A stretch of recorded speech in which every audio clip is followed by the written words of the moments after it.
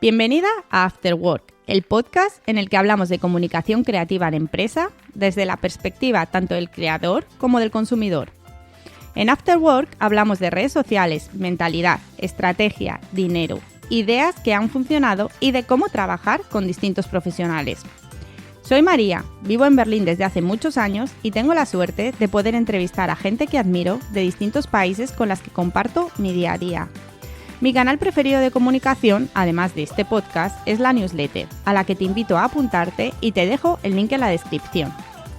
Este podcast se llama After Work porque mezclo las preguntas personales con las profesionales, como si fuera una conversación a la salida del trabajo con un refresco y unas aceitunas sobre la mesa, hablando de vida y retos laborales. Empecemos a escuchar ya el episodio de hoy, que seguro que te inspiras y aprendes muchas cosas nuevas que puedes aplicar a tu empresa.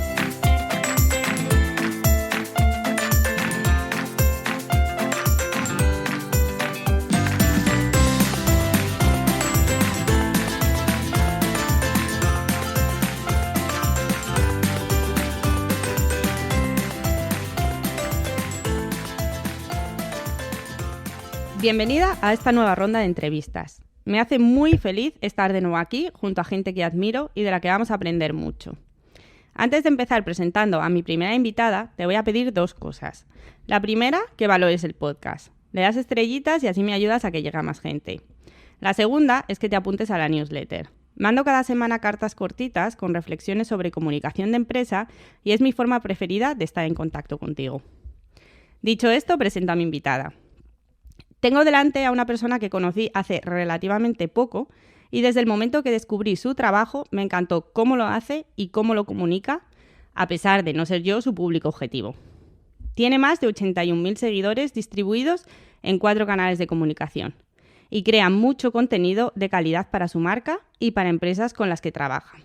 Bienvenida, Adriana, qué gusto tenerte aquí y poder charlar contigo y aprender de ti. Muchas gracias, el gusto es mío. Cuéntanos, ¿quién eres y a qué te dedicas?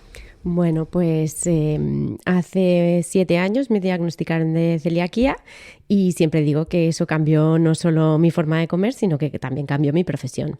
Entonces ahora mismo me dedico a crear contenido para mi canal mis distintos canales de comunicación, como decías, para mis redes sociales y sobre todo para mi web, que es lo que más cariño, digamos, le tengo. Exacto, es el quinto que mientras lo estaba diciendo digo, la web no la he contado, porque claro, como no sé cuántos seguidores tienes, pues no la he contado.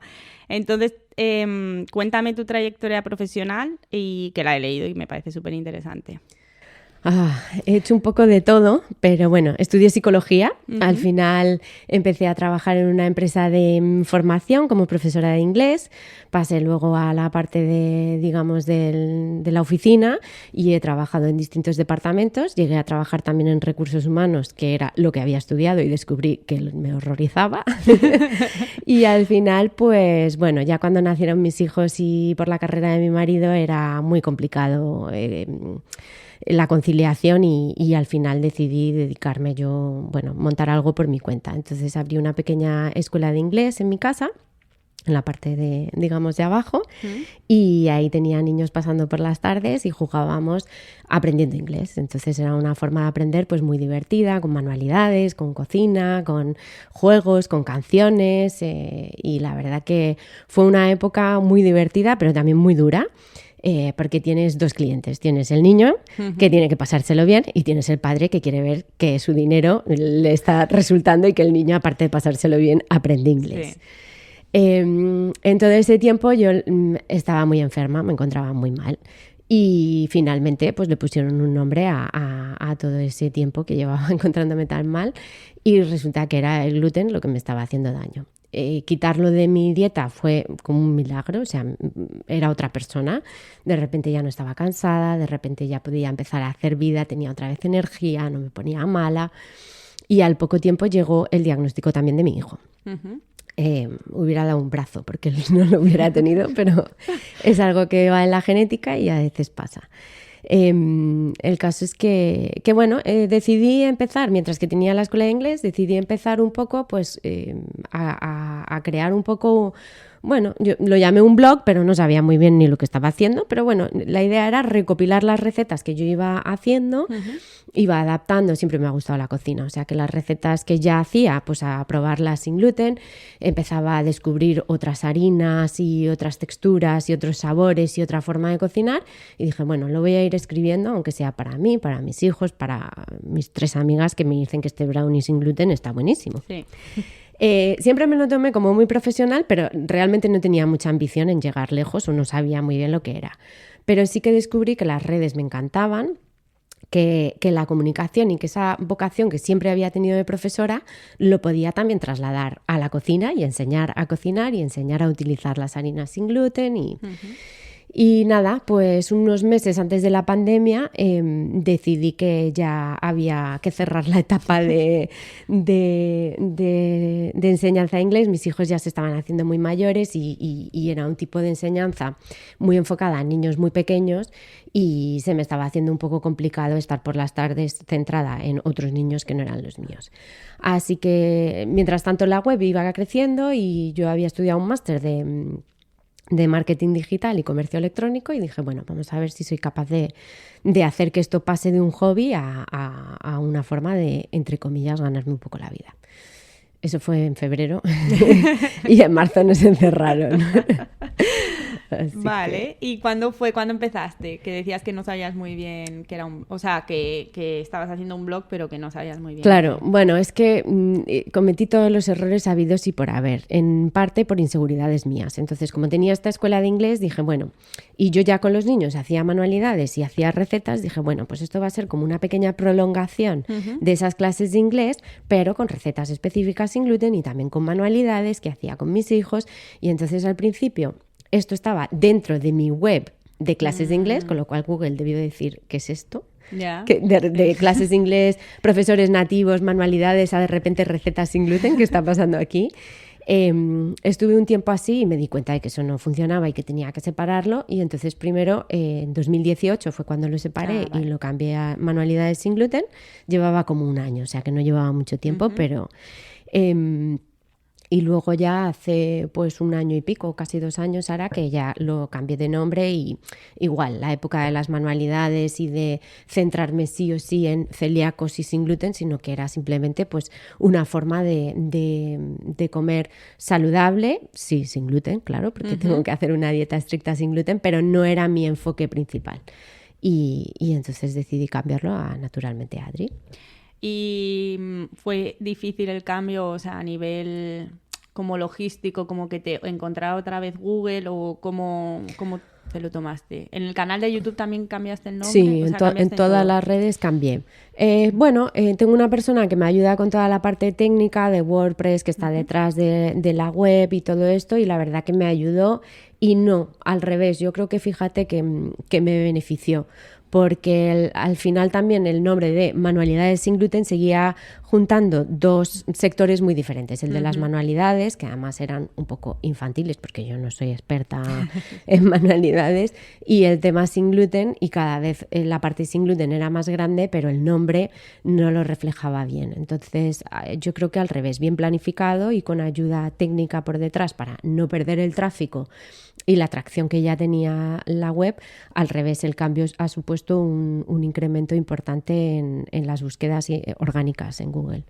Y de hecho en la web tienes anteriormente, o sea, en la pestañita cuando lo buscas te sale naturalmente Adri viviendo anteriormente. Sí, antes manualidades sin gluten. Sí, porque todavía, bueno, pues hay gente que a lo mejor se desconecta unos meses de redes sociales, vuelve y dice, uy, pero si yo esto es lo que buscaba, de repente esto es otra cosa, lo han cambiado. Entonces ya lo he ido quitando ya porque había más referencias y solamente me queda esa por quitar, sí. ¿Y por qué tu nombre? Pues porque quería intentar ser lo más yo posible. Al final uno va viendo que en redes hay como tendencias que parece que si no las sigues no vas a crecer igual y yo quería pasar un poco de esas tendencias y hacer lo que me diera la gana y lo que me hiciera feliz y lo que me gustara a mí. Y entonces pues al final tampoco quería poner mi nombre Adriana Aparicio, la gente nadie me llama Adriana, todo el mundo me conoce como Adri.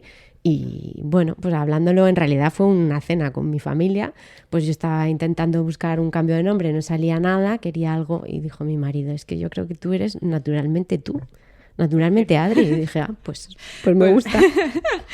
Muy bueno. ¿Y qué significó, porque ahora vives en Berlín desde hace relativamente poco, qué significó para ti cambiarte a Berlín para, bueno, a nivel personal, pero sobre todo a nivel de naturalmente Adri?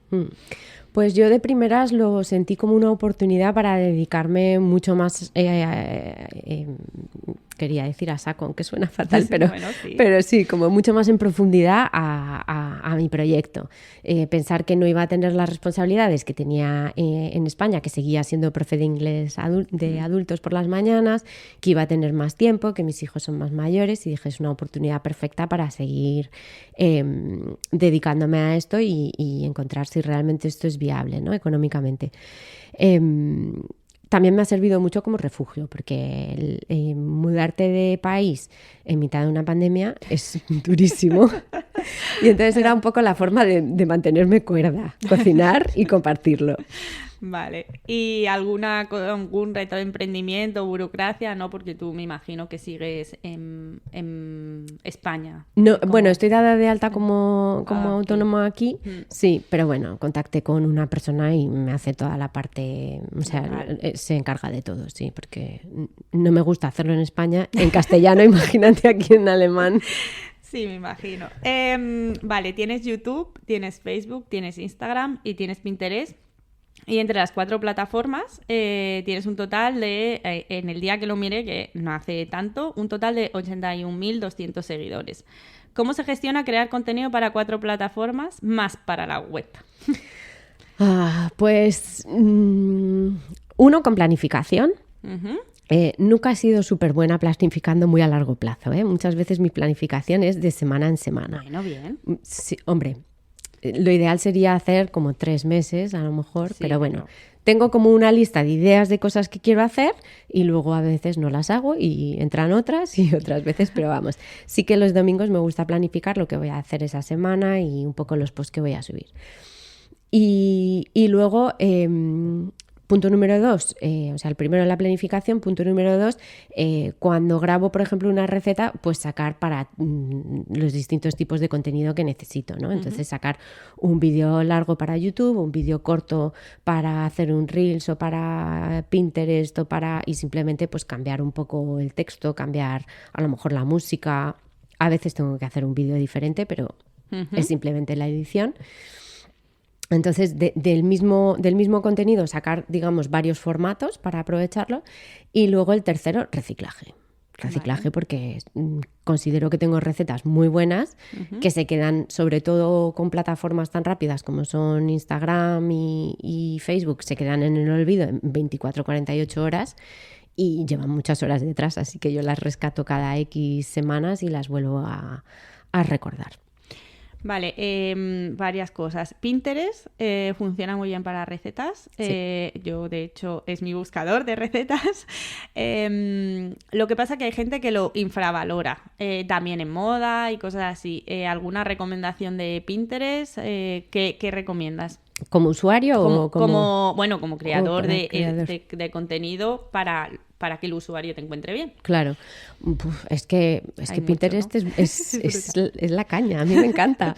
Sí, bueno, hay que dedicarle un poco de tiempo, hay que encontrar el truco y hay que pinear todos los días. O sea, hay que ser muy constante. Entonces también yo cada día dedico, bueno, ahora ya son 10 minutos, pero al principio sí que podía estar 1 hora creando tableros. Hay mucha gente que malinterpreta que en Pinterest solo vas a subir tu contenido y al revés, se trata de que tus tableros con tus pines contengan mucha información para los demás. Incluso por lo que yo he leído y he visto, más o menos un 80% del contenido que tienes, incluso 85%, es de otras personas y un 15% es propio. Vale. Y eso es único de las redes. En ninguna otra red, en Instagram, no dedicas el 80% de tu contenido a otras personas. Entonces, quizá a veces por eso no se entiende bien, pero es un motor de búsqueda súper potente, lleva muchísimo tráfico y de calidad a la web. Es verdad que ahora están sacando otros formatos nuevos para competir con esto de Reels y Shorts que funcionan muy bien porque son estos vídeos cortos y rápidos, pero no tienen enlace a tu web. Entonces están otra vez trabajando que la gente se quede en la plataforma y que sea más una plataforma de redes sociales y no tanto un buscador. Yo ya he mostrado mis quejas. ¿Y creas la gráfica específica para Pinterest? Sí. Vale. Sí, o sea, yo trabajo todo con Canva, no sé si me imagino que lo conoces, y entonces ya tengo ahí y cuando hago una receta sale la foto para el blog, para Pinterest, para la miniatura de YouTube, todo lo hago a la vez. Vale. Entonces descargo, cuando ya estoy haciendo la receta y editando, descargo todas las fotos que necesito para cada red social. Vale, ¿cuánto te lleva cada receta? Dependiendo, pero... Depende mucho. Hay recetas que... Y también con la práctica se va mejorando. Sobre todo el tema de los vídeos largos en YouTube. Al principio estaba horas para editar, porque me equivocaba también mucho y ahora cada vez lo voy haciendo más rápido. Pero fácilmente una receta... el día que lo grabo, normalmente lo pruebo antes de grabarlo, entonces el día que lo grabo pueden ser más o menos unas 2 horas de grabación y luego, bueno, que no grabo todo el rato, pero vamos, preparar todos los ingredientes y luego hay que recoger la cocina y luego hay que montar todos los focos y todo, sobre todo en esta época de invierno aquí en Berlín para que se vea la receta. Y luego la edición y todo eso pues puede ser otra 1h30, 2 horas fácilmente. O sea que sí, como media jornada de trabajo, fácil una receta. Más la distribución luego y comunicación, que eso ya... Claro. Vale, ¿cómo consigues monetizar el contenido que generas?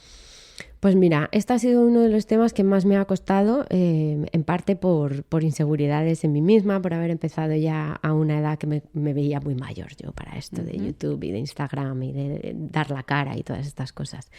Pero bueno, creo que hay que diversificar. Entonces, desde programas de afiliados que me funcionan bien, como puede ser el de Amazon, aunque hay muchísimos más. La venta de infoproductos, en mi caso de ebooks. YouTube también lo tengo monetizado, entonces es poquito, no que nadie se crea que los youtubers, por lo menos yo.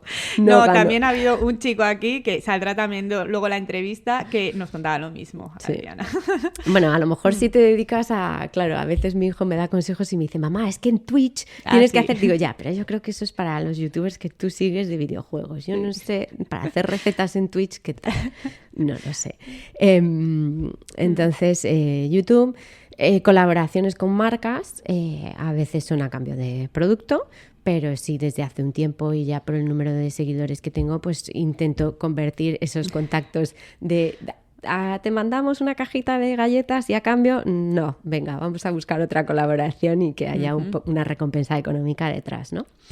Entonces un poco esas son las distintas patas. Vale. Sobre las marcas, ¿te contactan? ¿Tú las contactas? ¿Cómo buscas esas marcas? Pues hasta el momento siempre había sido muy pasiva en esto. Siempre me había dado mucha vergüenza la parte comercial y de vender y entonces esperaba que me contactaran. Y desde hace unos meses para acá pues soy yo la que activamente estoy contactando con marcas para proponerles pues una colaboración pues en función. Ahora, por ejemplo, he empezado una con una empresa que se llama Todo Especias, que me encanta porque tienen una variedad de especias que tienen que ser para los celíacos certificadas sin gluten, así que no es tan fácil de encontrar. Aquí en Alemania no he visto en ningún sitio.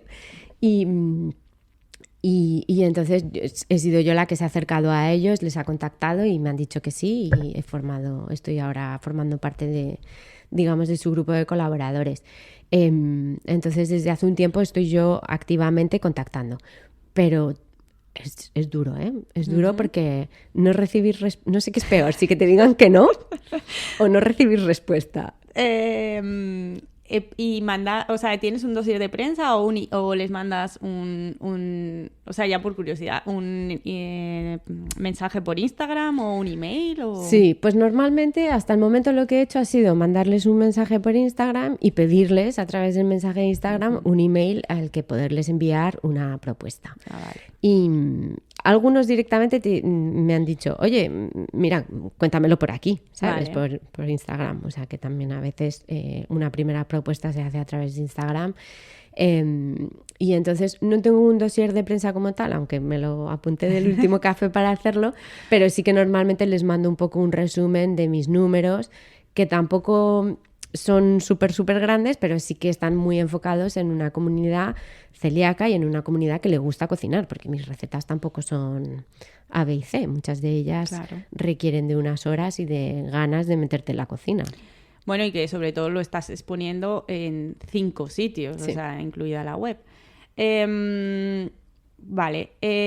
Luego otra cosa, los infoproductos. A ver, esto de los ingresos pasivos, cuando se dice, tú ten infoproductos que son ingresos pasivos, ¿se venden solos o los tienes que promocionar?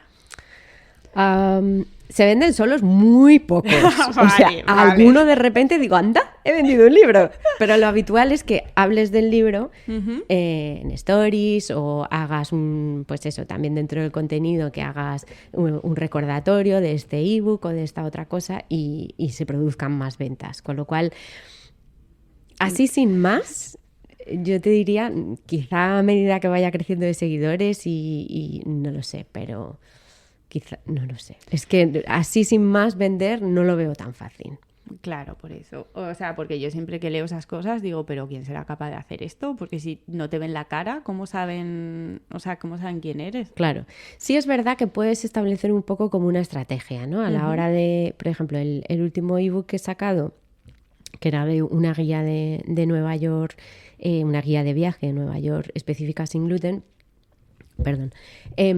Lo que hemos hecho ha sido, lo he hecho en colaboración con una amiga, y lo que hemos hecho ha sido ir creando contenido, no solo el ebook, sino que hay contenido gratuito, tanto en mi web como en la suya, de planes para niños en Nueva York, actividades gratuitas que hacer en Nueva York, qué necesitas para antes de viajar a Nueva York, qué tiene que ir en tu maleta, o sea, todo un contenido que si empieza a funcionar de forma orgánica, en ese contenido comentas la guía y luego hay un vídeo explicativo de en qué consiste la guía y por qué porque yo estoy preparada para venderte esa guía y qué tiene de interesante esa guía, ¿no? Entonces, pero ya digo que aunque no son precios caros, porque no son cosas caras, así sin más no se vende. Hay muchas veces que luego hay una pregunta, oye, estoy pensando si comprarme tu guía, pero voy a ir con mi hijo que es celíaco, con mi marido que es vegano. Hay opciones veganas dentro de lo que, ¿sabes? Sí. O sea que no es que estás en Bali de vacaciones y se venden los ebooks. Anda. Y la tercera cosa que has hablado son los links de afiliados. Eso también lo hacen a través de que tú promocionas en tus plataformas los links. O sea, no tienes como que tienen que ir a través de tus páginas. Sí, o sea, eso es. Vale. Entonces, por ejemplo, en una receta, si he utilizado una harina específica, o a veces hay muchas marcas, pero esta marca, que es la que me gusta, entonces incluyo un enlace de afiliados a esa marca. Y te pagan un poquito cada vez que... Muy poquito, pero al final va sumando y esos sí son más pasivos porque es un enlace que vas metiendo y bueno, pues al final, tanto si compran esa harina como si al final, por ejemplo, en Amazon acaban comprando un juguete para el perro, pues si hace menos de 24 horas y está tu cookie, pues ahí que te llevas esa comisión. Vale. Vale, las 3 fuentes. ¿Tienes alguna pensada para el futuro? ¿Alguna fuente de monetización más? ¿O? Bueno, estoy justo antes de que empezara la pandemia tenía un programa de talleres que iba a hacer en un obrador sin gluten allí en Madrid. Con motivo de la pandemia eso se tuvo que parar y sí que en algún momento me gustaría retomar. Y luego una de las cosas que siempre me ha dado mucho miedo de hacer es un curso. Pero estoy en ello. Muy bien. Estoy en ello. Espera, que se me ha ido la entrevista. Ahora. Tú eres experta en marketing digital, no solo por el máster en marketing online que has dicho que tienes, sino por toda la experiencia acumulada en los años que llevas con tu proyecto. Vale, ¿qué recomiendas a alguien que está empezando o a alguien que le quiere dar un empujón a su proyecto a nivel de de marketing online? Pues lo primero y más importante, veo mucha gente que quiere ser como influencer o que quiere ser instagramer o que quiere ser youtuber, y yo creo que es muy importante tener presencia en distintas plataformas, no depender solo de una de ellas. Y que detrás de todas esas plataformas sí o sí debe haber una web. Vale. Debe haber una web con una parte de blog, de creación de contenido que posiciona en Google. Digamos que tenemos por un lado las webs de contenido las redes sociales de contenido tipo Instagram, TikTok, Facebook, que son de impacto, ¿no? Tú abres la aplicación y yo te impacto con mi última receta y te puede interesar o no. Pero luego tenemos las otras redes como son YouTube, como son Pinterest y como es el buscador de Google, donde tú vas buscando una receta, en mi caso, de donuts sin gluten. Vale. La calidad que llega a través de los buscadores, sea Pinterest, sea YouTube o sea Google, es infinitamente mejor que la que viene de las redes, digamos, esas de impacto de Instagram. Entonces, veo mucha gente que se centra y dice, es que quiero ser instagramer. No. Instagramer no es el fin. O sea, el fin es tener una estructura y que tengas, pues eso, tu web, por supuesto con tu newsletter, con tu email marketing, y que las redes te sirvan para llegar, para cerrar acuerdos, para que te conozcan marcas, para conocer a gente maravillosa, todo lo que tú quieras. Pero tu contenido solamente es tuyo en tu web. Vale. Sí, porque te cierran la cuenta de Instagram o de YouTube. O de YouTube, o de todo. Vale, ¿y alguien que necesita un refresh de la marca? O sea, que está así como diciendo, no sé por dónde tirar. Ah, pues que me mande un mensaje privado. Exacto, porque tú haces estos servicios. Sí. Vale. Sí. Estaba pensando otra cosa y se me ha olvidado, porque no te quería interrumpir. Hay que interrumpir. Sí, hay que interrumpir. Esto de marketing. O sea, también hablamos mucho del online y el offline. ¿Crees que hay que trabajarlo también? Aparte que vale que no sea marketing digital, pero el marketing presencial. Sí, hay que trabajarlo. Hay que trabajar tu presencia también de quién tú eres, y más cuando una marca es tan tuya, ¿no? Al final yo creo que todas las marcas son marca personal, pero cuando tú estás detrás de ella y estás saliendo por stories y estás hablando y estás compartiendo tu día a día, yo creo que es importante. Y también como emprendedor, como creador de contenido, como empresario, llámalo como quieras, necesitas también un círculo de gente, un networking. Y me parece importante de dos facetas diferentes. Uno ideal de gente que se dedica a lo mismo que tú, porque te entiende muy bien. Pero también está muy bien tener uno de gente que no se dedica exactamente a lo mismo, porque ve las cosas desde fuera, con otra perspectiva y con un aire fresco, y te pueden dar ideas buenísimas que a lo mejor el que se dedica a lo mismo que tú no se le han ocurrido porque está como metido ahí en el hoyo igual que tú. Total, yo de hecho este año voy a hacer entrevistas también a gente que consume contenido pero que no lo crea. Entonces, para saber cómo están buscando ese contenido, según pues cosas específicas que buscan, pues que si alguien tiene una boda, si alguien está enfermo, porque me parece muy interesante. Sí. Vale, has dicho que ofreces servicios de marketing online. ¿Quién puede acudir a ti? ¿Con qué tipo de proyecto? ¿Con qué tipo de duda, problema? Claro, hombre, pues yo creo que un poco, pues eso, desde cómo dar sentido un poco a su marca, por dónde puede ir, como, pues si por ejemplo ya tienes un canal de Instagram, pero quieres también empezar con YouTube, o no habías dado el paso a tener una web y quieres crear una web y empezar a trabajar el email marketing, un poco todo lo que hay detrás. Es que es un campo muy amplio. Pero sobre todo yo creo que si eres eso, pues alguien que está o bien empezando o que quieres darle un pequeño giro, hay veces que como creador de recetas sin más, sin pretender que eso sea contenido, de repente empieza a funcionar, empieza a gustar y no tienes preparada la infraestructura de detrás. Pero no tiene por qué ser de recetas, puede ser de lo que sea. Yo creo que lo importante es que cuando tienes un proyecto que que puedas transmitir pasión en lo que estás haciendo. Y si hay pasión, el marketing es una estrategia para canalizarla y hacerla llegar a los demás. Vale, antes de terminar la entrevista, ¿cómo de importante es el compromiso con el plan trazado? O sea, tú trazas un plan, les das una estrategia, les ayudas con la estrategia y a partir de ahí el compromiso es de la otra persona. ¿Cómo tiene que estar de comprometida una persona que acuda a ti? A ver, yo creo que tiene que estar comprometido. Puede que luego el plan no funcione. Bueno, claro. Pero tiene que estar comprometido con la idea de que hay cosas que no está haciendo que tiene que empezar a hacer. ¿Vale? Sí me pasa mucho que me escribe mucha gente, ay, es que me encanta, es que tal, pero es que yo no tengo tiempo para... Bueno, es que si no tienes ganas y estás dispuesto a empezar a cambiar determinadas cosas, seguirás haciendo las mismas y seguirás obteniendo los mismos resultados. Vale. Con lo cual el compromiso tiene que ser, lógicamente, en encontrar algo que se adapte a ti. Si tú vienes y me dices, mira, es que a mí esto, y yo te puedo decir, mira, tienes que tener una web y tienes que tener un email marketing, y me dices, mira, es que no me interesa lo más mínimo. Vale. Bueno, pues yo te he dado mi recomendación.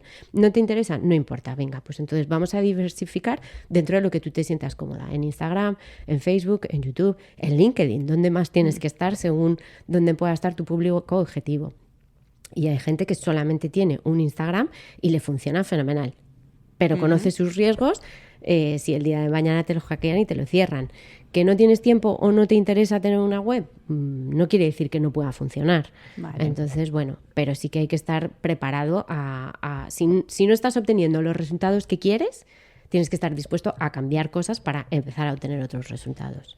Y tú, por ejemplo, si yo necesito una newsletter, ¿tú me la puedes escribir para mí o puedes llevarme mis redes sociales o...? Bueno, se puede hablar. Se puede hablar, vale. Sí. No, o sea, sobre todo siempre que he ayudado ha sido muy dentro del sector y hablando de cosas que entiendo bastante. Vale. Entonces, pues tendría que mirar, a ver, claro, Vale. si de repente me viene un podólogo y quiere que le escriba una newsletter sobre podología, le puedo crear el formato, le puedo crear todo lo que hay detrás y gestionarlo, pero quizá el contenido en sí no soy la persona adecuada para escribir sobre ello, ¿no? Que también eso es importante que lo sepa la gente porque no puede contratar a cualquier persona para cualquier trabajo. O Claro. sea, tienes que informarte con el profesional con el que trabajas. Vale, pues dicho esto, tengo 5 preguntas cortitas para terminar. Si pudieras tener un superpoder, ¿cuál sería? El de comer todo el chocolate que quisiera y no engordar. Vale, un deseo por cumplir.